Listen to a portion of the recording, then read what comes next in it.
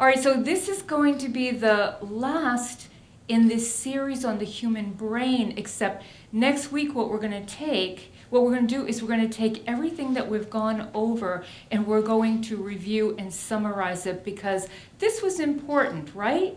Yeah. It had a lot of important information. And so next week what we're going to do is we're just going to encapsulate the whole series and review. So if you have any questions or if you have anything you really want me to highlight, let me know. Okay? Today we're going to be talking about, do you know? Interpretation of the dream. Consciousness. Thank you, David. Yes, today our new subject after the review is consciousness. Look how dramatic I was feeling. Yeah, I was feeling dramatic apparently at the time. So we're going to talk about consciousness. But before we do that, we're going to do a quick review of what we did last week, which was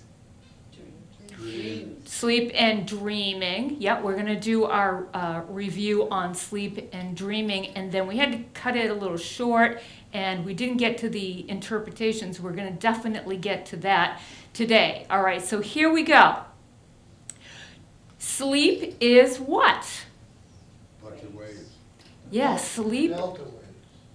Yes, sleep is a brain wave. What brain wave are you in when you're sleeping? Delta. Yeah, you're in delta. You're in a deep sleep if you're experiencing a delta wave. And we also talked about the cycle that you go through. Remember we talked about that last week? Mm-hmm. Yeah. So we go through this cycle, and do you know it's about 90 minutes? You're 90 minutes into sleep before you start what? Yes, exactly. You're all right. Before you start the REM sleep, and REM sleep stands for what, Dennis? You told us last week? Rapid eye movement. That's exactly right. And rapid eye movement is the stage of sleep where you are what? Exactly, yes. And then remember, Effie, you thought this was Plato the dog? Yes. Yeah, so Plato the dog is dreaming. And that happens about 90 minutes in. And then what happens with this cycle? Yeah, it repeats. So throughout the night, you are going through this cycle, basically this cycle over and over again. What other cycle does our body go through during a 24-hour period? Circadian? Excellent. Oh my gosh, yes, excellent. Yes, your circadian rhythm, and that is how we know what happens in the evening. What starts to release in our brains? Yes. And what is melatonin for? It helps us sleep. So we are naturally designed to fall asleep. So it must be something very important for us. But do we know why? We have to We have to recuperate. We have to recuperate. We have to refresh. Scientists don't have a hardcore reason why we have to sleep, but we do know that it has benefits, correct? Yeah. Definitely has benefits, and here are some of the benefits of sleep that you can read through. You probably remember from last week. And then also, because it's so important, we put up a few things to remember to help us to get a good, solid night's sleep that's going to take you straight through 6 to 8 hours of sleep. And that would be, remember these? Mm-hmm.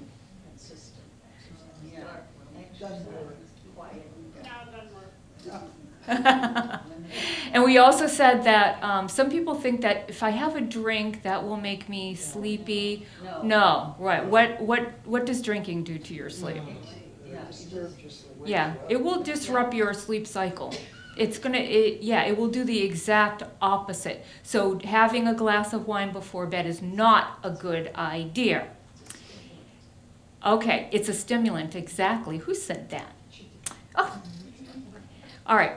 So then we went on to dreaming, right? And we wanted to talk about, Why? So it's a mystery. Why do we sleep? It's also a mystery why we dream. And so there's a couple of things tossed out there, but again, we're not exactly sure. So you might remember that one of the theories or the hypothesis is that as we are evolving, the brain is evolving, it is doing so for millennia before we have what?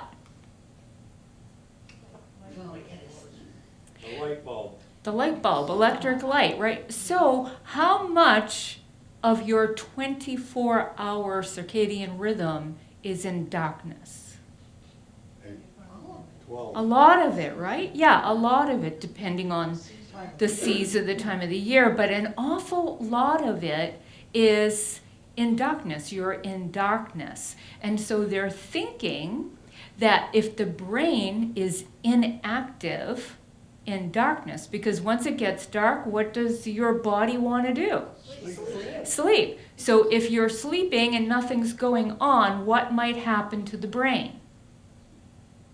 Go to sleep. It would. That's a good. Yeah, that's a very good way of putting it. We'll get bored. Now, if it does your brain, if it loses an ability, if you lose an ability, will your brain adapt? Yes. It will adapt. It will definitely adapt. Do you know that when people are in darkness for a very brief period of time, that their brain will adapt? All right? So if you want to be fully functioning, it's going to be important that your brain remain active. And so they think that that is possibly a reason why we dream. You can see on this MRI the non-REM sleep compared to the REM sleep, and it's much more active. All right, so that's one theory. Now, if you're doing all this activity while you're sleeping, could that be dangerous? Yeah, because you might decide, oh, I can fly. So you get up and you might jump out the window. And so what does your body have to do? What did your brain develop in order to keep you safe while you're doing all this activity while you're sleeping? Excellent. Yes, exactly right. So we have what is called sleep paralysis so that we don't get up and do something dangerous and harm ourselves. The other theory that is out there for why we dream is, remember how important it is, we've been talking about it throughout the whole series, to get something from your short-term memory into your what? Long-term memory. And dreams are typically relevant to what happened to you during the day. All right, whether you remember it or not, it probably has something to do with the day's events. And Distorted. in a very usually distorted. Dreams don't make sense. So they're pieced together in some bizarre, weird way. But they think that maybe, despite the distortion, that it helps to put things into your long-term memory. So again, we don't know. Those are theories. Those are some of the main theories. Then we also thought it is for what? Creativity and problem solving. And I was so happy to share with you some of my most favorite creativity and problem solving dreams. Okay? And you might remember this one. Remember this one? Yes.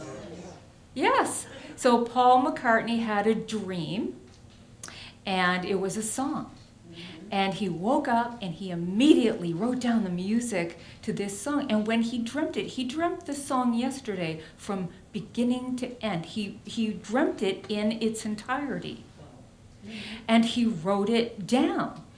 And then he wanted to make sure that he wasn't maybe remembering something he had heard before, and he checked and checked and checked before they released it. He hadn't. He had actually dreamt this song. And then last week we talked about how popular, well, you all sang it, remember? You were all singing along. That it was #1 for over 4 weeks in the United States. So that was a pretty lucrative dream he had.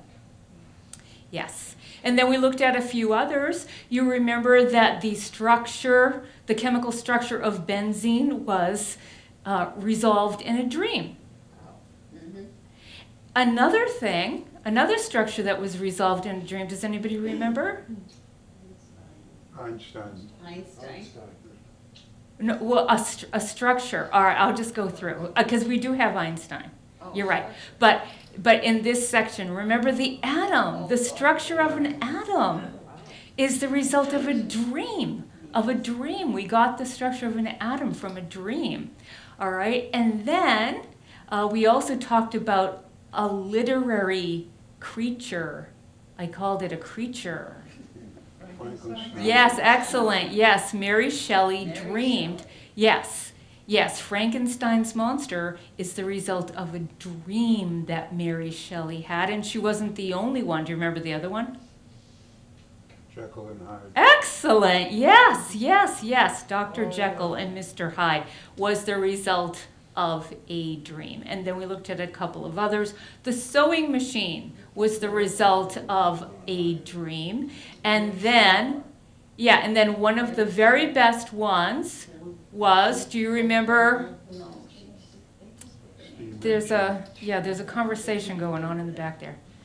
All right, can everyone hear? All right, so the other one that was the result of a dream, this great invention, does anybody remember? Steam engine. No.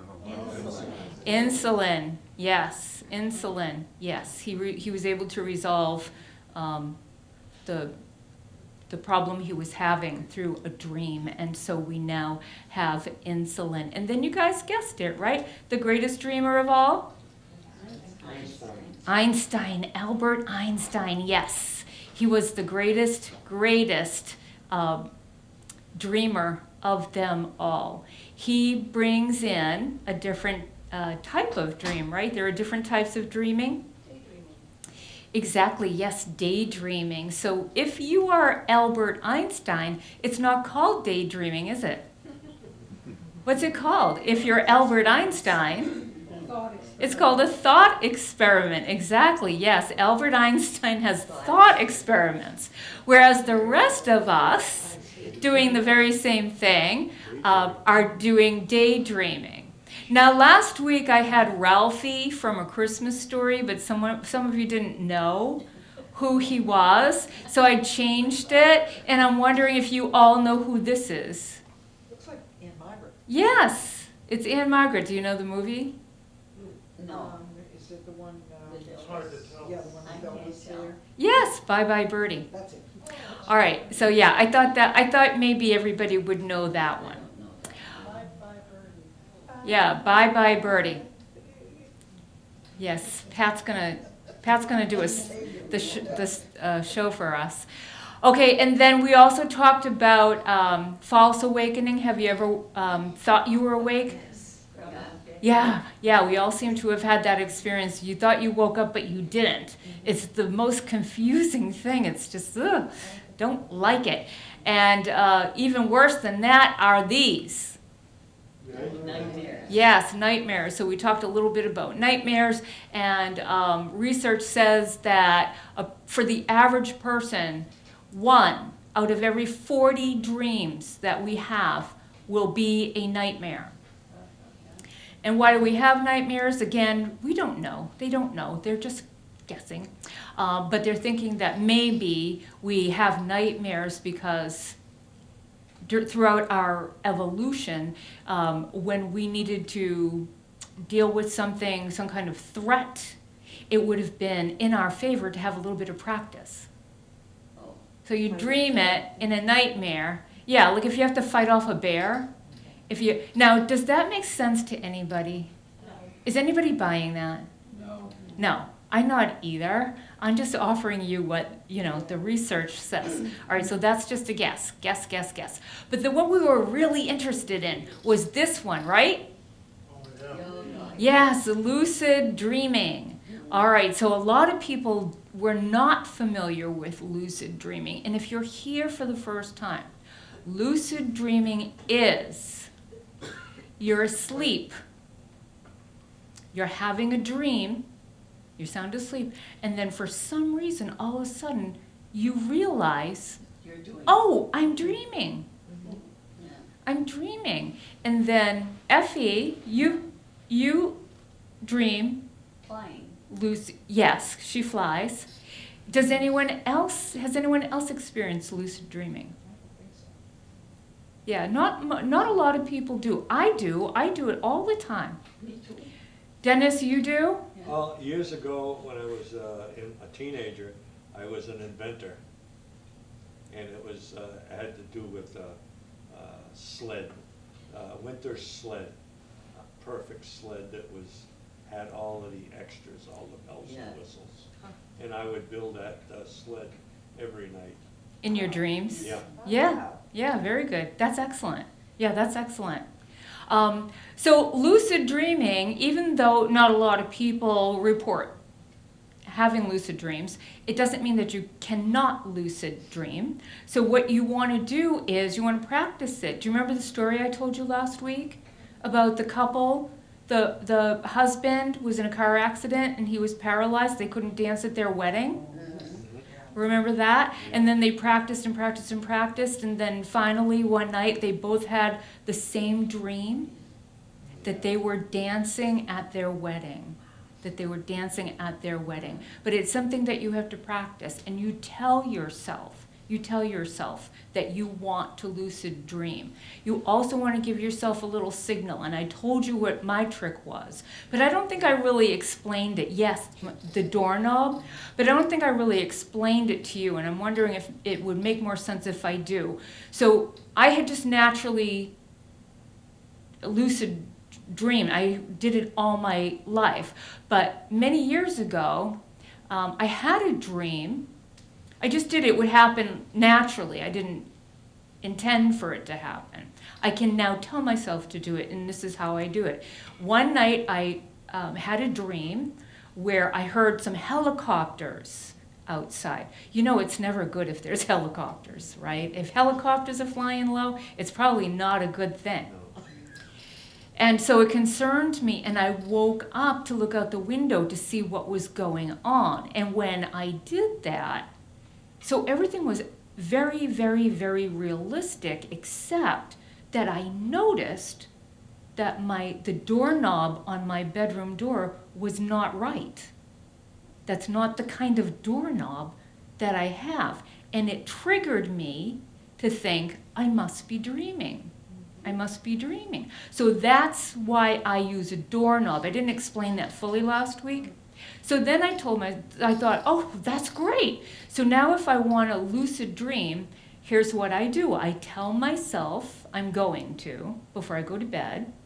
And what I do is exactly what I did from that dream that I had like 30 years ago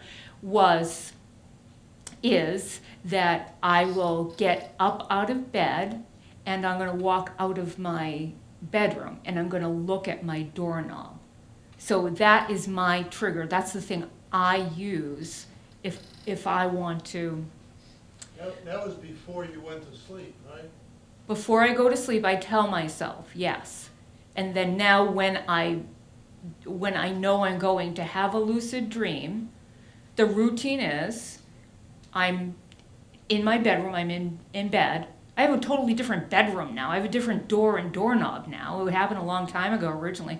But my trigger, my signal is that I'm going to get up out of bed in my dream and I'm going to walk through the bedroom and I'm going to look at my doorknob. All right, and then I know, and then that triggers my mind to make me aware of the fact that I'm dreaming.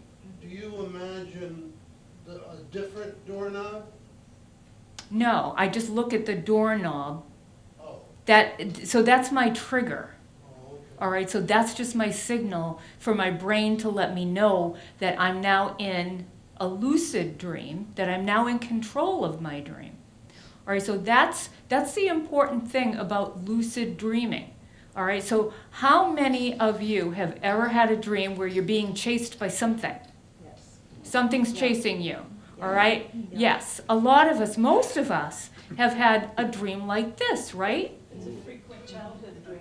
Yes, something's chasing you. It's the most common dream. It's the most common reported bad dream is that you're being chased and you're running away. If you're lucid dreaming, if you're aware in your dream, what can you do in this situation? Turn around and face it.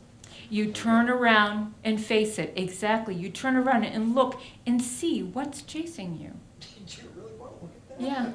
But it isn't that, right? The monster or the thing is probably a problem, right? It's probably a problem that you're having. Or maybe it could be a person chasing you. Maybe somebody is upsetting you, is bothering you. All right? And what you can do in a lucid dream, the reason why they have value is that you can choose, you decide, because now you're in control. You can turn, you can look at what's chasing you, and you can face it down. Because again, remember what we said last week. Who is the writer, director, creator, producer of your dream? You are. You are. So if you, whatever it is that's chasing you, so Pat, if you turned around and you saw that ugly thing, and again, you know, beauty's in the eye of the beholder. Yeah. You could turn around and you could turn it into, A pussycat. yes. All right, you can control it and then stop it. You can stop the recurring bad dream. All right, does that make sense? It just wakes me up. Does that make sense to everyone? Stop it. All right, good. So now we want to talk about dream interpretation. This is where we ended last week. So we're going to pick up from here. Dream interpretation. That's fun, right? How long have we, as a race, been trying to interpret our dreams? Forever, for a very, very long time. All right, Plato. What does Plato have to say about it?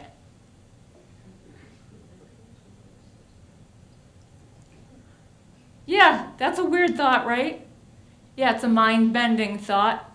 Yes, are we asleep now and awake when we dream? So Plato is, what's reality? What is reality? So Plato's questioning it, but dream interpretations go way, way back even before Plato. Do you know that the ancient Egyptians thought that dreams were so important that they meticulously documented the interpretation of dreams because they were messages from who?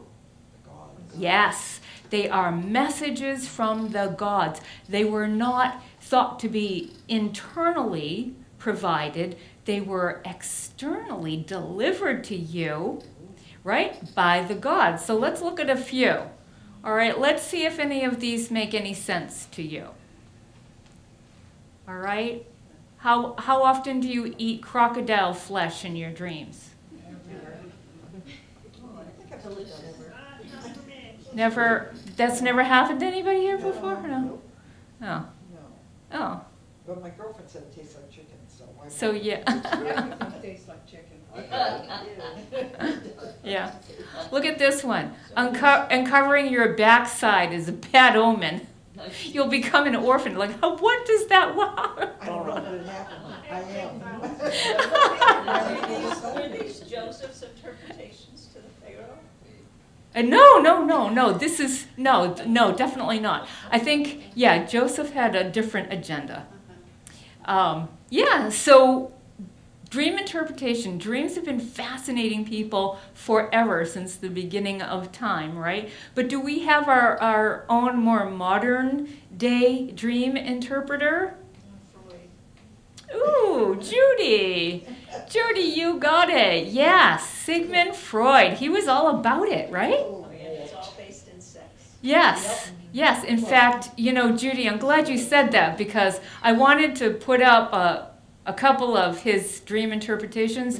There was not one single one that was appropriate enough, not one that was appropriate enough for me to put up here. So instead, you have Sigmund Freud smoking his famous cigar, Okay? Yeah, so we have Sigmund Freud, and he was, everything had to do with dream interpretation, and all of your dreams were rooted in childhood disappointments and, right?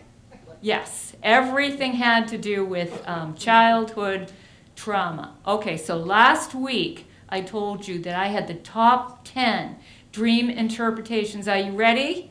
Yep. Oh, yeah. Okay, we're going to go through the top 10 dream interpretations. Now remember, if you are the creator of this dream production that you go through at night, if it doesn't feel quite right to you, then it isn't.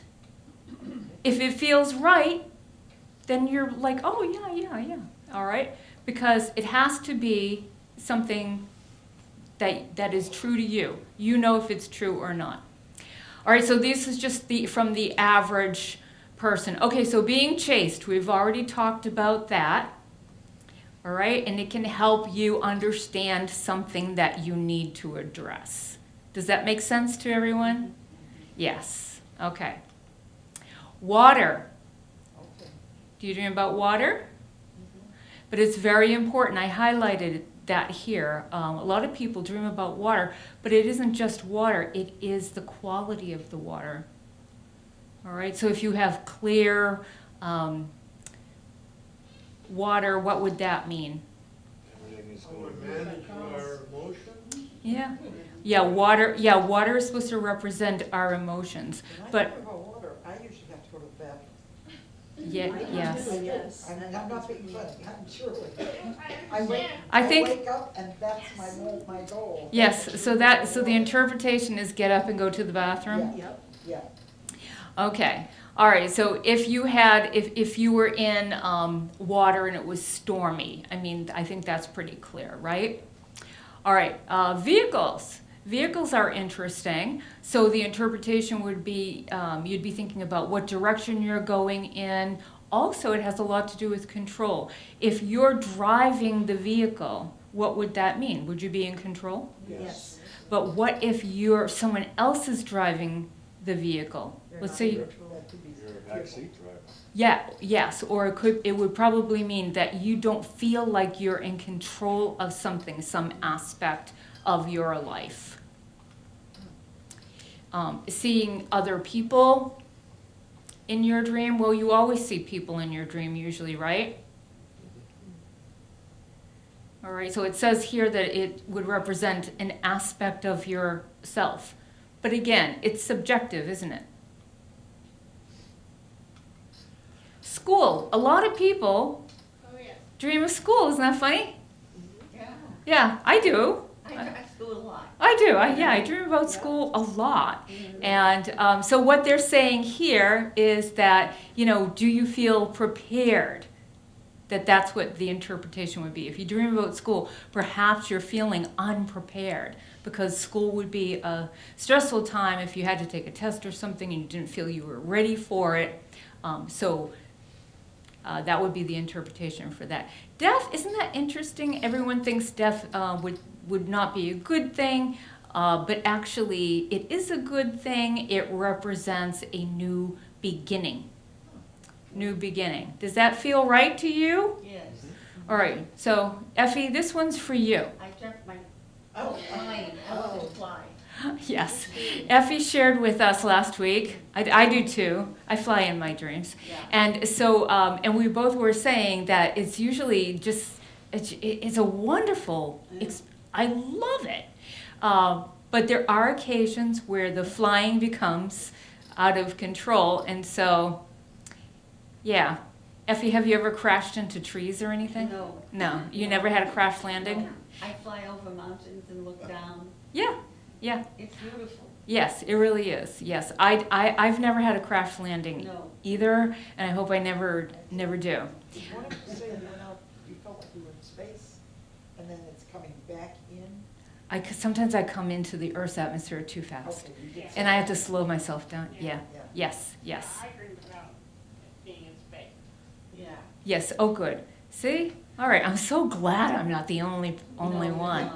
Yes. All right. Falling. We talked about that last week. God. Yes. Yeah. So again, now don't these just like repetitiously symbolize control or being out of control, feeling out of control? Do you feel in control or do you feel out of control?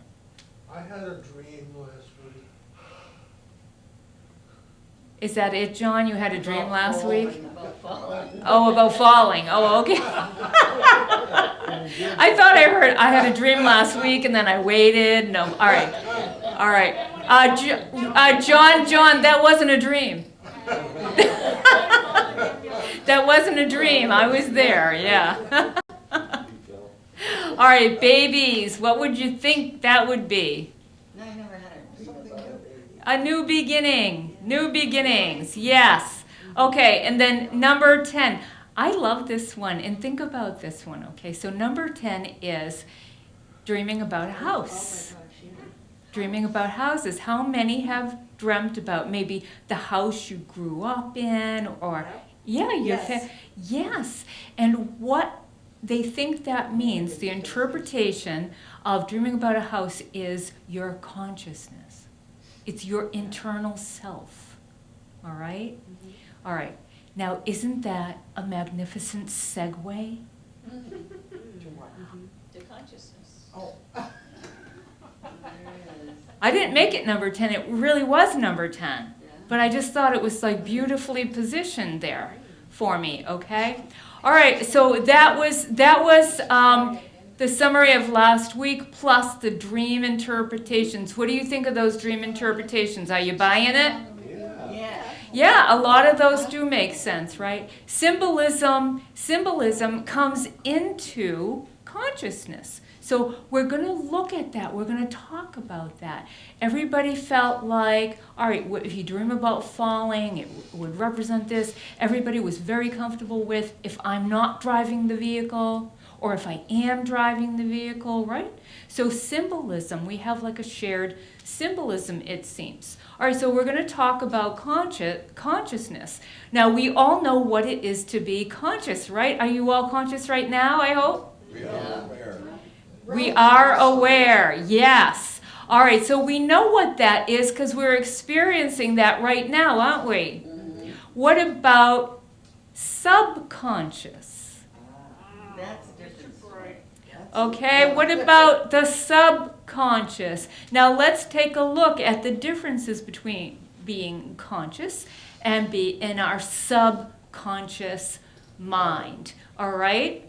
You're not aware of it. You're not aware. That's exactly right, David. And it controls, what does it control? Do you have to think about breathing? No. Do you have to think about having your heart beat?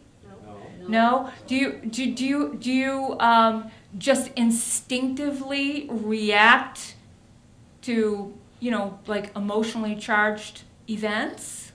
You just do that, right? Do you have to think to yourself, I think I should be angry about that? No. It just happens, yes. Yeah, it just happens. You don't have to prompt that at all, do you? So it's something that is kind of elusive. It's there. We're not aware of the subconscious. We're much more aware of our conscious mind, aren't we? And do you know that we spend 10%, have you seen this illustration before? Yeah. So 10% of our time we are aware of, meaning that 90% what?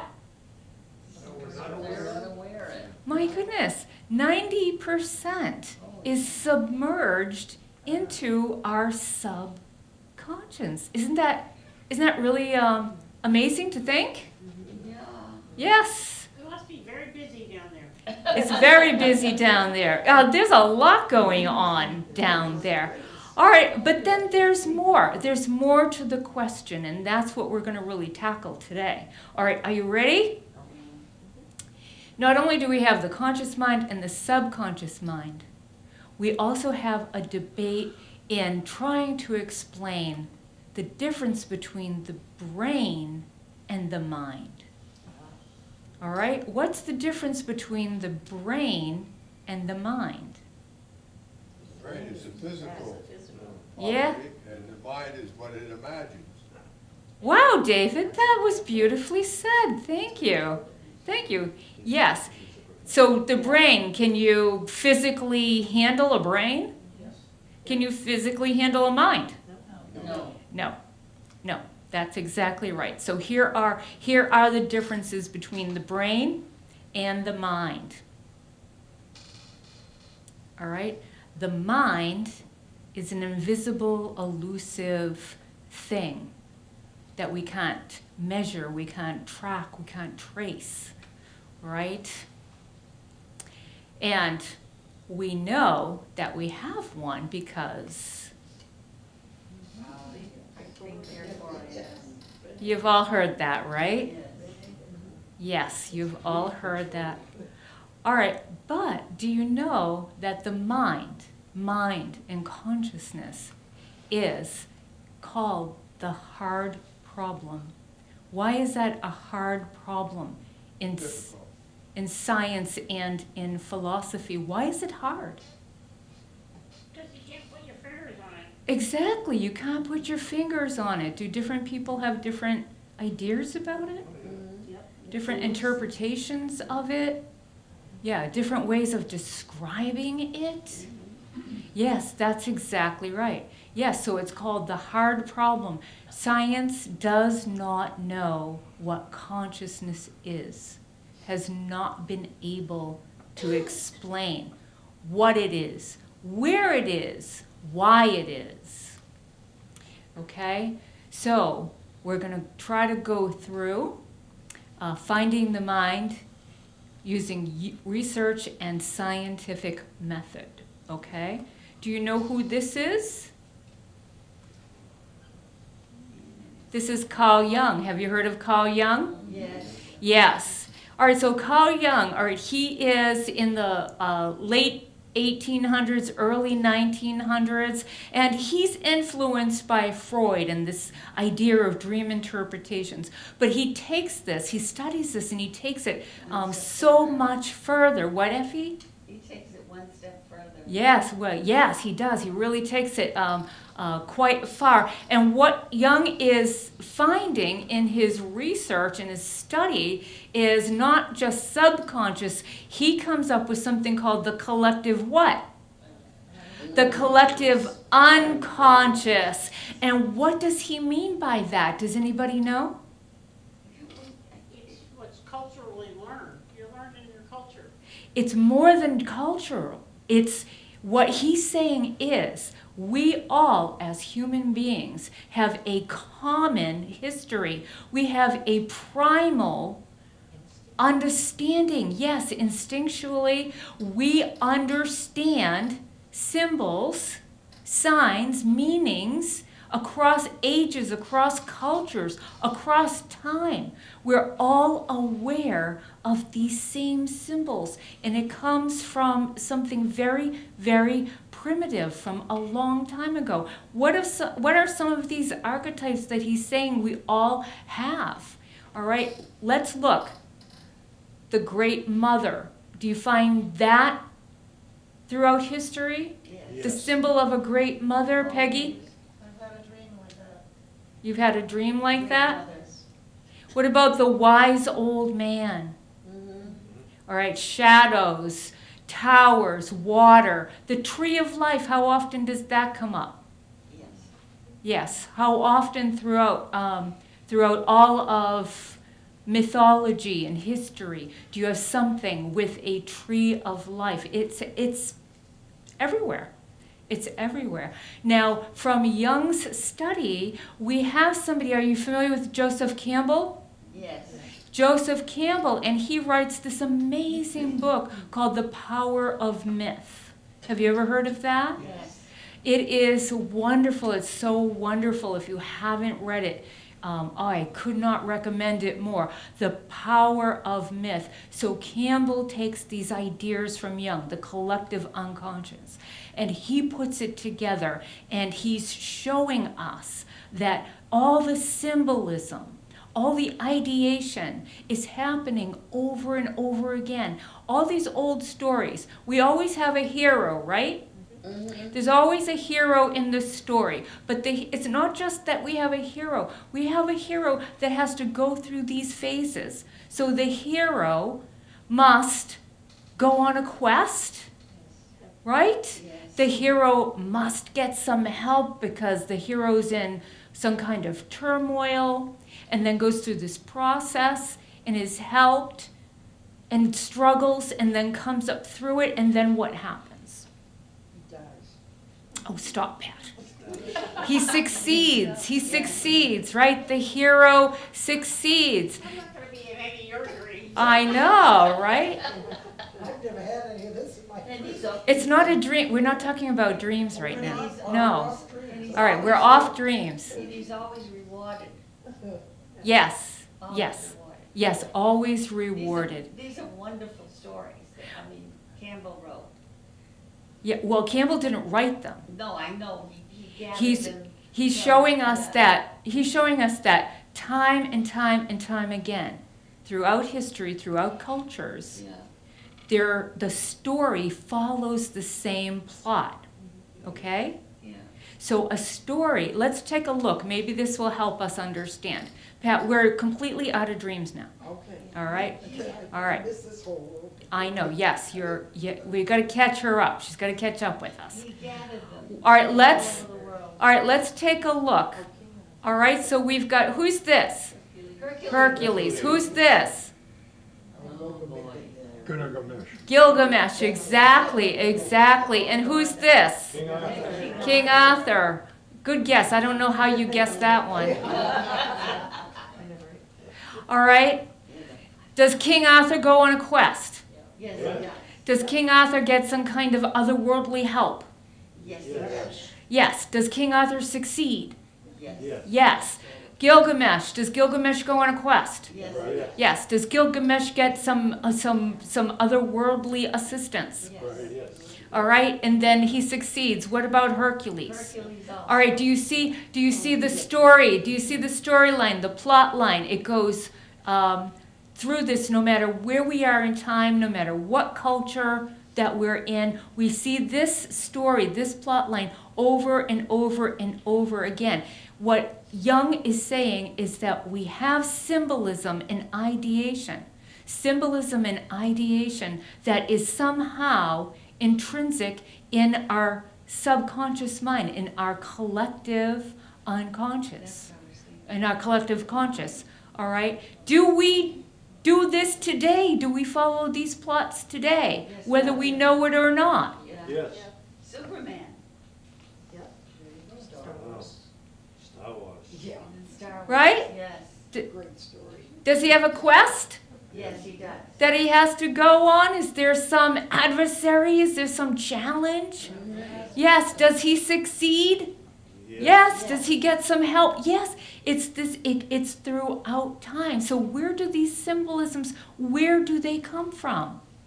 Why do we all know them, no matter where we are in time, no matter where we are in culture, no matter how isolated we are? We see these, they come up over and over and over again. So the collective conscious, we're going to play another game, okay? Let's see if we have collective consciousness in the room today. We're going to give this a try. I have no idea how this is going to turn out, all right? But I'm going to try it. All right, so here's what I want you to do. That's familiar to you, I'm sure, right? Yeah. Okay, so those are what? Days of the week. All right, what I want you to do as fast as you can is I want you to take the days of the week and I want you to arrange them alphabetically. Oh, Got it? yes. Got it? All right, as fast as you can, I want you to just shout out the first color that comes to your mind. Friday. No, color. Oh, color. Oh, whoops, never mind. I was putting them in order. You were still working on it? I was starting to put everything in order. All right, so all right, so you can think about it. The first color that comes to your mind. Or, red. All right, this is not working. We might have to edit this, John. We'll edit this piece. All right, what is the first tool that comes to your mind? Hammer. Tool. Hammer. Tool. All right. 90% of people, when you ask them to do something, to concentrate on, not be thinking of anything else but the task, and then you ask them a color and a tool, 90% of people say Hammer. red hammer. Everyone here said hammer. Yeah, I said red. You said red. Yes. Yes. Then, yeah, so, but anyways, so maybe we don't have collective consciousness here. All retired. But we are a very unique group, and I've never not appreciated the fact that we are a pretty unique group in here. Okay? All right, so anyways, I think we should keep that in, Joan, because it was a little funny. All right. So we have Jung studying the collective consciousness, right? But then what happens as time goes by, as we go into the 1900s, we get this guy, all right, B.F. Skinner. Have you ever heard of him? Yes, and so Skinner is studying what? Behaviorism. Yeah, he's studying behaviorism. All right, so now everything is coming down to the nuts and bolts. All right, and this is the fad. This is the trend. It's trending. We're going to study. Humans and what it is to be human according to behavioralism. All right, what does that do? Does it remove the? Removes the mind. It removes the mind. Yes. So it just comes down to functioning. And then what else do we have going on in science? We have gases. Finding and proving, Truth. right? Yeah. Finding and proving measurable facts. Okay? All right, so we have energy and matter. Matter converts to energy, energy converts to matter. Nothing's ever lost, correct? All right? So we have states of matter. Nothing's ever lost. We know where everything is, don't we? All right, so we have 4 states of matter, and it doesn't ever go away, it doesn't evaporate, it doesn't disappear. What happens to it? It just gets converted into another form of matter, correct? Yeah. Right. So we're studying in this kind of facts, measurable, quantitative ideation. We get down to, the atoms, the structure of an atom. We get down to subatomic particles, correct? We get down to the most microscopic, Electrons. protons, electrons, to the most microscopic component that there is, right? All right, do we know where everything is? Do we know what everything is? Do we know what happens to everything? Do we now have answers for everything? I don't think so. I don't think so. Does science think so? Science. Yeah, they do. Yeah. All right, so now there's a mindset of what do we have to have? Quantitative analysis. For something to be true, for something to be real, for something to be so, we have to have what? Quantitative analysis. Yes, you have to be able to prove it, you have to be able to reproduce it, you have to be able to show it, right? Yeah. So where does something like the mind go? What is that relegated to? 50s, 60s, 70s, 80s, where does that land? These kind of metaphysical thoughts, where does that go? Long-term memory. The new age roots. Back to your dream. It goes into what was called the New Age, right? The New Age. Was that taken seriously? No, it wasn't. Yeah, New Age people, were they scientifically respected? No. No, and so that's where that kind of thing goes. But was that the right idea? So science is only looking at one thing. Got blinders on. Yes, thank you. You picked up on that, Dennis. Dennis picked up on my symbolism. Okay, yes. So there was a myopic view of studying things that could not be measured. All right? But then something came along that started to change that. And it had to do with science. All right? So we had the study of quantum mechanics. Have you heard of quantum mechanics? Yes. Quantum mechanics, that is studying even smaller than subatomic particles. And in quantums, there's a couple of things that happen. In quantum physics, is anything measurable and provable? No. No, you can only get a probability. So in quantums, in the study of quantums, you can't get any assurances. You can get what probably could happen. Does that change things? Does that change this idea of having to have hard evidence proven by the scientific method? It's not solid It anymore. keeps them looking. So now attitudes are changing. Yeah. Do you know that they've discovered something called quantum entanglement? No, that I didn't know. Quantum entanglement. Now, this was something that Einstein wrote out.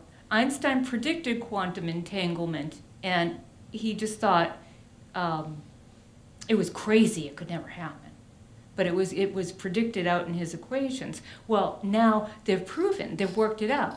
Quantum entanglement is that you can have a particle that is somehow attached to another particle. They could be miles and miles and miles away from one another, but if something affects one particle, the other one is instantaneously affected in exactly the same way. Is that strange? Yes, it is. All right, so now we have weird stuff. Now what is happening to metaphysics? Is that becoming more legitimized in science? It is, because we've got quantums now. All right? But it isn't just that it's coming more into vogue here in Western thought. Do you know that the study of consciousness has been seriously considered, looked at, researched for thousands of years? Did you know that? For thousands of years. So is it a little ethnocentric of us to just assume that because we couldn't pin it down, that it hadn't been seriously researched? We know, all right, so Western philosophy, consciousness comes from what? The brain. The brain. And in Eastern philosophy, what's that thought? It's the other way around. And then I did this little thing to try to illustrate that point. All right? All right, so in Western philosophy, consciousness is created in our brain. But in Eastern philosophy, this is consciousness, the cloud that I have up there. All right? We are in the consciousness. It doesn't come from us. We're in it. We are in consciousness. That's Western philosophy. Remember when we were looking at Brahman? Remember that in Hindu? Yes. We are in the consciousness. We're a part of it. It isn't a part of us. So for thousands of years, that has been what's been thoroughly studied and researched in a respectable way. And so now Western thought is taking another look at that. If we look at that and we're considering that, then doesn't it beg the question? What's the question? Who are we? Is there, A God. who said it? Is there life after death? Yeah. All right? All right. Do you want to take, I know it's just after 4 now, do you want to take a couple of minutes? It's almost done, I just have this. Okay. Started looking into near-death experiences back in the late 1970s. I assumed that there would be some physiological explanation for that. What I found over the decades was that the various simple explanations we could think of, like lack of oxygen, drugs given to people, and so forth, don't pan out. The data do not support them. And furthermore, the phenomena of NDEs, of near-death experiences, seem to defy a simple materialistic explanation. When we first started presenting this material in medical conferences, there would be a polite silence in the audience. And now, in the 21st century, when we do this, it's rare that doctors don't stand up in the audience and say, let me share my experience with you. So it's pretty well accepted now that these are common experiences that people have all the time and that have profound effects. There's still, of course, a lot of controversy about what causes them, but not about the fact that they exist and are fairly common.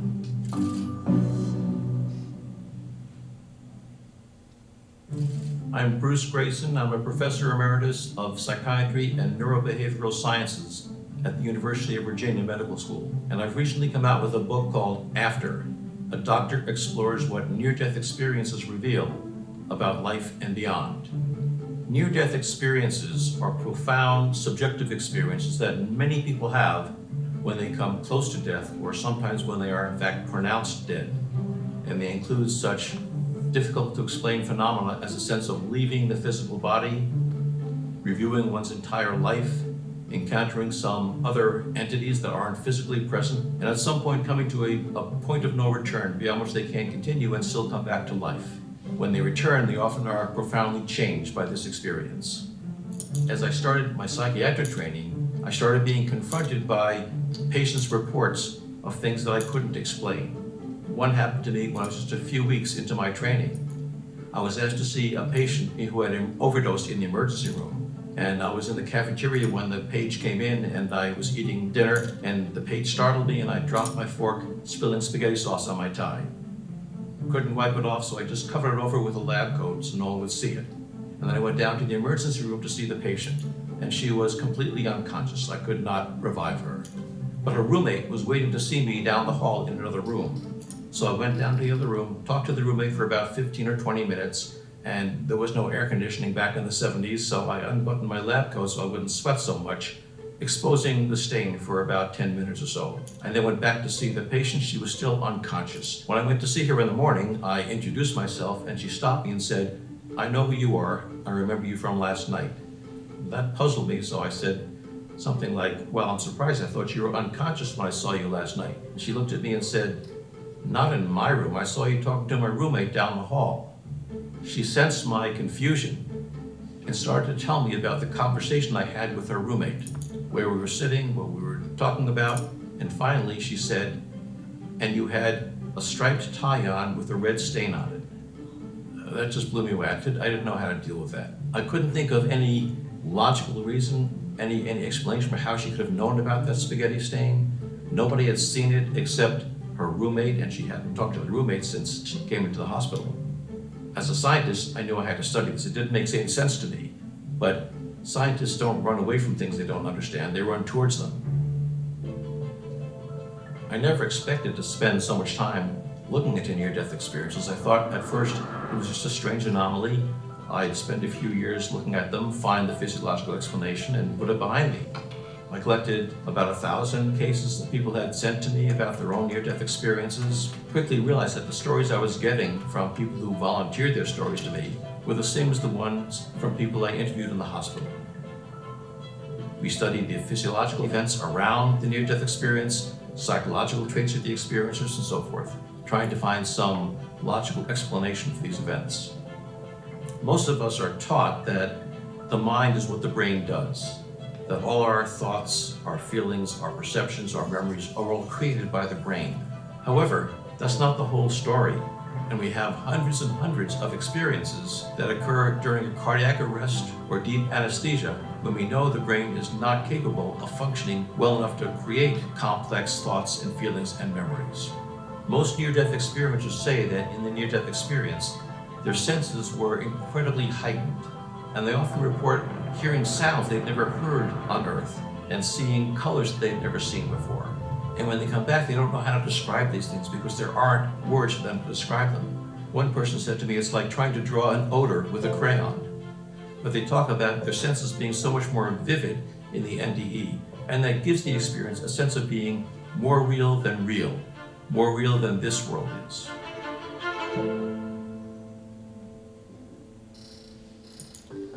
Most near-death experiences are pretty much the same around the world and through the centuries. Pliny the Elder wrote about a case like this in ancient Rome in the 1st century. We've gotten examples of near-death experiences from Western Europe, from the Middle East, from Asian cultures, Hindu Buddhist cultures, and from early cultures, Australian Aborigines and Native American societies that sound just like the stories we have today. However, how they describe these phenomena is influenced by their cultural background. For example, people all around the world will talk about encountering a warm, loving being of light that radiates unconditional love towards them. And if you're talking to someone who is raised in the United States, they may identify this as God or sometimes Jesus, whereas someone who is in a Hindu or Buddhist culture will not use those terms. Some of the lessons that near-death experiencers bring back from this event relate to what they find makes life meaningful and fulfilling for them. And the primary thing they talk about is this sense of being interconnected with other people, about how to make this life more meaningful, more purposeful, more fulfilling. I think a reason many people find near-death experiences interesting is because they hold out the promise that will explain to us what the soul is, whether there is an afterlife after our bodies decompose. I think those are good questions. I don't think that's the most important part of the near-death experience. I think they do tell us something about the possibility of surviving bodily death. But I think the important part of near-death experiences is what they tell us about this life we're in now. Get smarter, faster with videos from the... So what do you think? So that's the question. Are we the ones that create our consciousness, or are we in a consciousness, which means we would return to a consciousness? Now, just to wrap it up very quickly, so science wants that hard data, right? They want that quantitative data, measurable data, right? What are our thoughts? Do you know what they are? They're electrical impulses. They're electrical impulses. And our technology is on the verge of giving science that hard data. Do you think that there's any way to map, track, measure, or see a thought? Does that sound impossible? They'll figure out some way to They're do gonna figure it. it out. Well, let's look at that, all right? Let's take a quick look at that. Do you know that today they are working on thought imaging? All right, thought imaging. And again, what you're about to see is the beginning of this technology. But even though it's just beginning, I think you'll find it very impressive. So people in an MRI are shown pictures, all right? They're shown an image. They were shown this image, and then they were able to, from the thoughts in the person's mind, this is how it came out. All right? Here's another one. They were shown a clip from a movie that apparently had Steve Martin in it. So they were shown this clip, and this is the image from the brain activity, from the thought. Wow. All right? And then I have one more to show you. It's a series of them. So the top row up here, all right, that's the image that people were shown. And then these are different people. And then this is how the thought was imaged onto the computer. Is that amazing? Yeah. All right, so thoughts might not be what we thought they were. Thoughts might not be something that we cannot see or touch or feel. What would this imply? Like, is there a time in the future where if you wanted to record your dreams, you would just like plug something in, connect it to your head, and then all your dreams would transfer onto a flash drive? You just plug it in and watch your dreams for the night? Or if you wanted, instead of photo albums, right, you just plug yourself in and you start thinking of your memories. Probably they'll have the 5G by that By time. then they'll have that, yeah. We'll be able to see it all clearly. Exactly, yes. What is the, Then you can fix it. what is the illness that Michael Fox has? Parkinson's? They're able to go into the brain. Yes. And fix parts of that now to stop the movement or to touch certain areas. They've done that for a long time Why the for with seizures and things like that. Yeah. But I know we're after 4 o'clock, so I know some people have to go. But I just wanted to show you, this is incredible, isn't it? Yeah. Is this blowing your mind? Yeah. Yeah. And think of what they could do with this. Think of how this might apply to future generations with their thoughts, and how it will change the definition of consciousness. And you could do it for animals. So next week, what we're going to do is I'm going to take everything that we covered, Sure we are. okay? And we're going to summarize it and review and go over it. All right, thank you everyone for coming. Thank you for staying. I'll see you next week.